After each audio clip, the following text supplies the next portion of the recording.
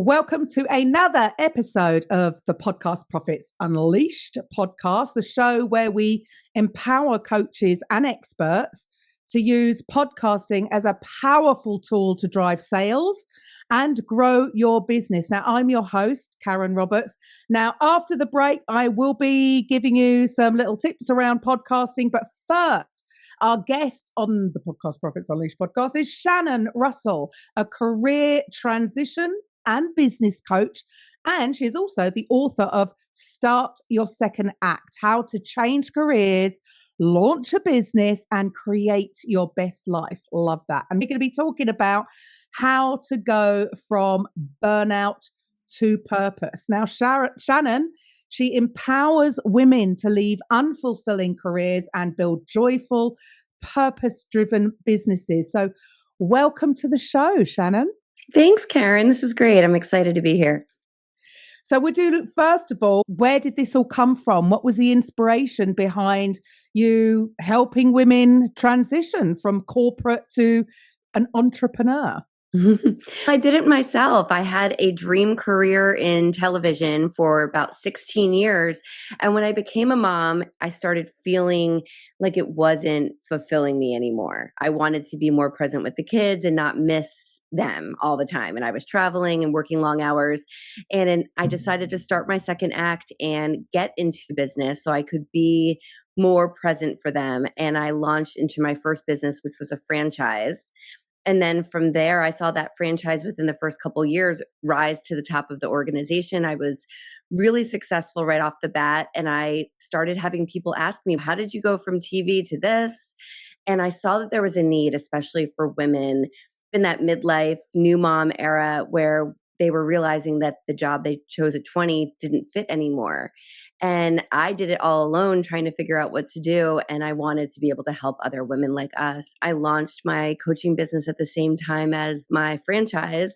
And it's been wonderful to just really be able to help. Franchises, I suppose that for a lot of people, that would be the sensible next step, because the beauty is, when you're in corporate, when you're an employee of any kind, the company have all the processes in place, all the SOPs, everything's done, right? And so many people then try to launch a business and all of a sudden they've got to wear all these different hats that they've never had to in the past, and it can get overwhelming. Yeah. So a franchise, I suppose, has it all there, but you don't just help people launch franchises, you help them launch whatever's right for them. Yeah. Exactly. Yeah, exactly. The franchise was just my business in a box to get me started and to see, okay, this is possible. I can do it. I can produce my own life instead of a television show for someone else. And then to be able to help women at whatever spot they're at, as long as they know that they want that freedom and flexibility of running their own business, then I can help them. And franchising is just an option because I have that experience. But no, I help women with any kind of business that they're thinking about, because they're taking their experience and skills from their 9-to-5 jobs, and they can turn it into a business, an entrepreneurship venture that really brings all of their experience with them in this next act. But so how do you do this? Because it is a scary place. And a lot of people realize that many people fail at business, but your clients have huge success. You must have a particular process. How do you help them be able to completely quit that scary step of actually dropping full-time, could be very well paid job, to actually take that leap of faith and launch their own business? Well, we go through, so I'm certified in UMAP, which is a career assessment, and it really looks at your skills, personality, values, all of the good stuff, and gives you this outline profile of what you could be doing or should be doing.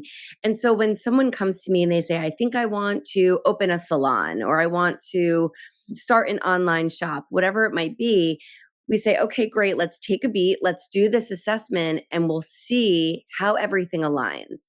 Because a lot of times, as you know, it's greener on the other side, so you think, until you actually start doing your research. And so a lot of times women will come and they'll have this idea, and as we dig down, they'll say, oh, I didn't realize that was going to be XYZ, like a little too much or not exactly what I thought. So we can pivot and reassess. So that UMAP really helps align everything together. And it's that arrow or roadmap to keep them on the direction that they really truly want to go. And then we start doing that research and we start looking at, okay, let's look at the not fun stuff like your bank account. Let's see how much you have saved and maybe how much longer you want to work to save before you give your notice. So there's a lot of very individual, personalized coaching and planning that we take to get them there so that they're confident in their decision and they get there successfully. Because that is so important. I used to live in the Algarve. I lived there in Portugal. So I lived there for 8 years. We moved out there. We didn't have an idea to set up business. We didn't. So here's the key, right? We did not research it, right? We went, I had a 4-year-old daughter. I was 7 months pregnant when we went. We had the idea of, we're not going to starve. If things don't quite go away, we'll do something. But we were able, I was in the fitness industry for 25 years. So we opened our own fitness studio. And what I saw, which it really saddened me, a lot of expats, so a lot of Brits, giving up their corporate jobs. They've got money and they move out and they instantly just think, wouldn't it be amazing to open a restaurant? We think, you've got no experience. You have no idea what it takes to have a successful restaurant. And they would put all their money into it, making it look good. The marketing aspect seemed to be the last thing. And they didn't have any business skills. And you'd see it time and time again, these restaurants opening up and shutting down. And then they're having to move back. And I used to just think, that's not the way to do it. So I love that you said there that you've got to be real and you've got to research it. I didn't. I mean, fortunately, we did make it work just through, I think, stubbornness. And I am not giving up. But for many, yes. How do you know? So how do you work with people because they might have this dream, but if they've had no experience in it, they don't know if they're going to enjoy the day-to-day running of that business. So what do you do there? Karen, you just said it, the day to day. And I think that's what people don't understand. So I'm big on reaching out and networking and calling other owners of similar businesses and asking them, what is the day to day like? Do you have a manager? Are you running that business? Are you working, which most business owners work more than they do in their 9-to-5 job, but are you working outside of your non-negotiables? So I always talk about non-negotiables and saying, okay, when I left television, as an example, I wanted to be able to be present for my kids. I wanted to be able to pick them up at school every day at 3:00. So my non-negotiable was that I didn't want to transition into a business where I was working until 10 p.m. and working on weekends. And that would have gone against my whole reason for pivoting. So I think once I work with clients and we talk about that non-negotiable, you can learn about the day-to-day in the business you're interested in and figure out what is going to fit. Because you don't want to get into a job that you're working 24/7 or you realize, I have no idea what I'm doing. And now you're really struggling. So I think it's that research piece, because that research, that reaching out to other people who have walked the walk and done it before you, gives you that confidence.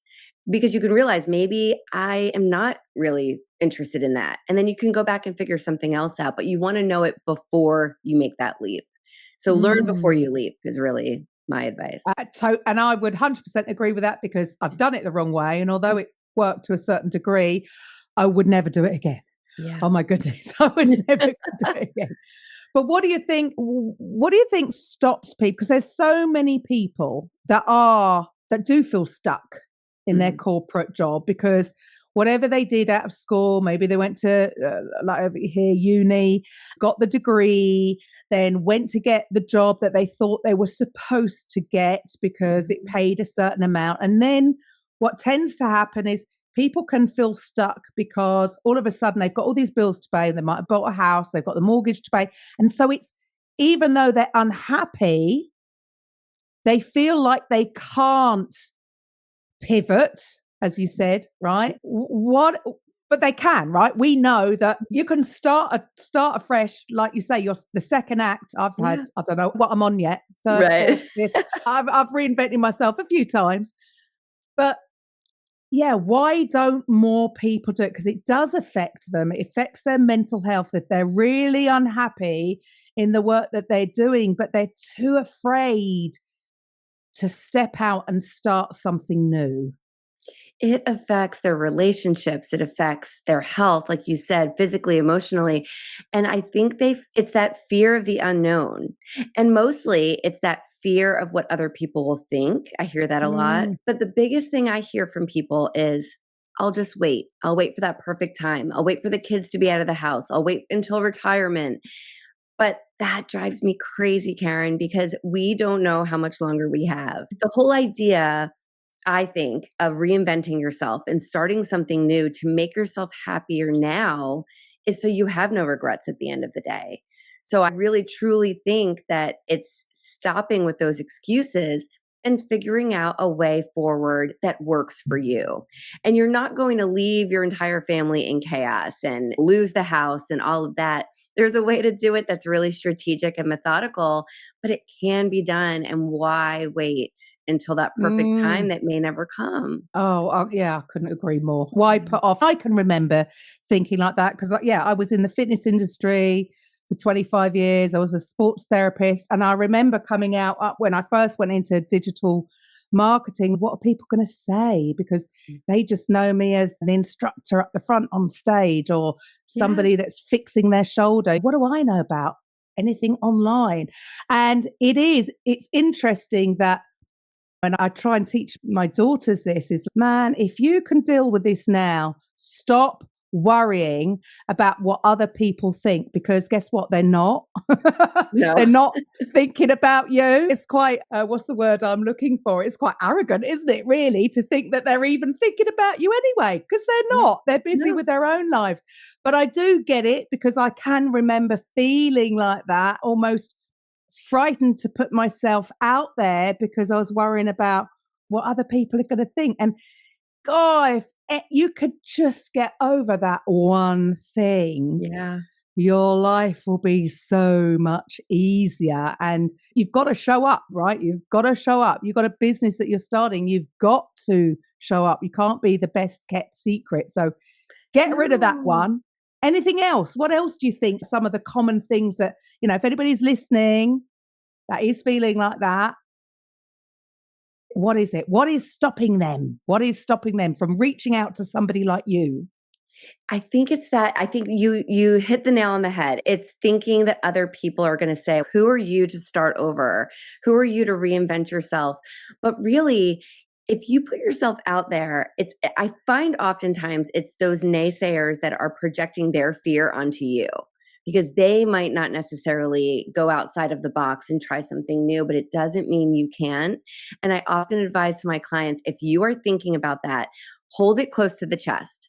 Do your research, talk to someone, get a coach, get a mentor, figure it out, and then tell the people in your circle. Because even your Mm, partner, your family, your best friend are going to feel worried for you. And I had that. I always joke that I had an intervention from my husband and my friends because they were all in the entertainment industry too. And I just had to say, trust me. But it was scary, the whole social media aspect of it, like putting it out there online. But can I just tell you, once you get past that, like you said, and you start seeing other people say, "Can you help me? Can you help me?" I mm, just launched my book a week ago, and people have been reaching out that I haven't spoken to in over 20 years that are like, "I see that. I'm going to give the book to my clients," or "Can you help me? I'd like to write a book." And you say, wow, like people are seeing what I'm putting out and they're not judging me. They're actually supporting in their own way. And that's something I think it's important for people to realize when they're making a change. Because, yeah, it's worrying about what other people will think. And really, the whole idea of disrupting the status quo, disrupting mm. their family, not being able to pay the bills, just disrupting whatever flow you're in. But again, it's you can do it strategically if you make that plan. And maybe you don't make that pivot or that change for 6 months or a year or even longer, but you can create that roadmap to get you there and start the process along in a really safe way. But yeah, it's a lot of Fantastic. that fear of the unknown. I think that just makes everyone stop and say, I'll just do it down the road. I'll find that time. Yes. And yeah, there's no better time than now to take that next step. So if there are listeners out there that are thinking, I'm going to do it. I'm going to do it. And they want to reach out to you. What should the listeners do next? They can go to secondactsuccess.co. On my website is everything, ways to work with me. There's free resources they can download right now. I have a podcast. They can get links to my book, but there's so many different ways that they can figure out how to take that next step. They can book a free call and we can just talk about their individual situation, because I think just getting it out there to someone outside of your circle is a big step for people, and just being able to talk and see, okay, this is really something I can do if I take these couple of steps in front of me. Brilliant. And you mentioned there you've got a podcast. So to the listeners, what is your podcast called? Yes, it's Second Act Success Career Podcast. So it's all about making that second act in life and starting over in your career or business. Fantastic. And because my podcast is about podcasting as well. So how have you found the whole using a podcast to help grow your business? You know this, but it's just that thought leadership. Just having that podcast, people can listen to you and get to know you before they work with you. And I think that's an excellent way when I get clients who book a strategy call with me and they say, oh, I feel like I already know you because I've been listening, because it's that intimate connection. And I just love that, because we're not starting at zero. They've already gotten to know me and my ways of working. So yeah, I think that's just a great way. And getting to meet other podcasters like you and joining other shows, it's just a way to get your message out there to more people. And then you see it on the back end when you do book clients. There you go. And also having a book. What was your book called again? I did mention it at the beginning, but again, what's it called? It's Start Your Second Act. Yeah, there you go. So there you go. They're very low resistant. Go and grab the book. Go and listen to a podcast, go to our website, and our details will be in the show notes so you can resort back to those. Listen, Shannon, it's been a lovely speaking with you. Thank you for taking time out of your day to speak with me. And guys, after the break, I will be back with my tips for the day on podcasting. Bye for now. So I'm back with your podcasting power-ups, 3 pro tips for consistent, confident episodes. So we're wrapping up today's episode. What a guest. I'm going to have 3 podcasting lessons that I've learned the hard way so you don't have to. Number 1, always do a pre-flight check. Trust me on this one. I'm going to be honest. It stings a little. I once recorded a fantastic interview, great guest, incredible insight, natural flow, and then the horror hit me. I'd forgotten to press record. Yep. Whole thing gone. Now, I never hit record without doing a pre-flight check, just like a pilot. Here's my personal checklist before every single session. Is my mic plugged in and selected in the software? Is it the right one? Is my recording software actually running? Do I have a backup running just in case? Is my internet stable? I plug into the Ethernet. This is really important. Your Wi-Fi might not hold out. This is a 2-minute ritual that saves me from tech disasters and from having to send that embarrassing email asking for a redo. So, takeaway, don't trust your memory, trust your checklist. Number 2, batch record to stay consistent, because life happens, right? Consistency is key in podcasting, but let's be real. Right? Guests cancel. Maybe your voice is gone. Maybe you've got to go and pick up your kids from school. There's been an emergency. That's why I always recommend batch recording, especially some solo episodes if your guest lets you down. Take one afternoon a month and knock out 3 or 4 short episodes that you can on tips, stories, how-tos. Treat solo episodes as your backup plan because, yeah, guests cancel at the last minute. So if they do, no problem, because you've got a solo ready-made. And then this way, your audience keeps getting value, even if it's behind the scenes, right? This way, your audience keeps getting value, even if behind the scenes, everything's on fire. Remember, consistency builds trust. Trust builds an audience, and that audience builds your business. And finally, tip number 3, don't just thank your guest and move on. Follow up like a pro.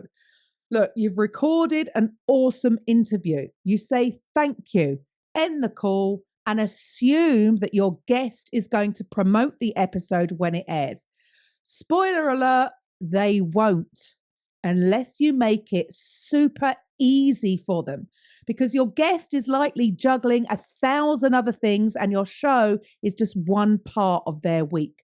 So when the episode is ready, book a quick follow-up call with them to reconnect, share your launch date, or if it's already launched, then you can give them the specific episode links and you can explain how you're going to help them shine. Send them a promo pack with everything done for them. A pre-written social media captions or social media posts written from their perspective, not yours. Maybe a couple of branded reels, or if you just do audio, some audiograms. Maybe a quote card that you've pulled from some of the insights that they dropped and an eye-catching thumbnail. Bonus points for a blog post that they can use or adapt, again, written from their perspective. When you do the work, they're far more likely to share it and to keep sharing it long after launch. It's not just about visibility. It's about building real relationships with your guests. And that's where the long-term podcast magic happens. So quick recap. Number 1, checklist before you record. Always, because you may regret it otherwise. Batch solo episodes to stay consistent and follow up with your guests like a pro. Don't expect them to promote without help. They need to be told what they need to do. And so these little practices don't just make podcasting easier, they make it sustainable. And sustainable podcasts are the ones that grow. Now, if you think it's all a little bit overwhelming of all the moving parts to have a successful podcast, then you know what?